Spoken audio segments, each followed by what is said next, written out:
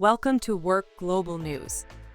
Today's feature takes a closer look at how to overcome decision fatigue as a leader, an insightful guide for executives and managers navigating nonstop demands in today's fast-paced workplace. Leadership requires making hundreds of decisions each day, from strategic calls that shape the organization's future to smaller, everyday choices that keep operations running.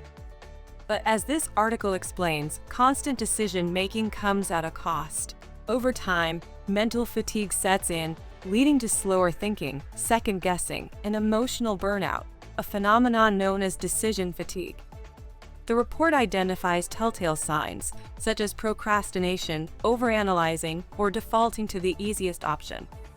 To combat this, experts recommend streamlining low-impact choices, automating repetitive tasks, and establishing daily decision windows during peak focus hours. Leaders are also encouraged to delegate more effectively and trust their teams to share in the decision-making process. Equally important, the article emphasizes recovery, taking short breaks, exercising, and ending the day with clear priorities to preserve mental energy. Ultimately, the piece reminds us that great leadership isn't about making endless decisions, it's about making thoughtful ones.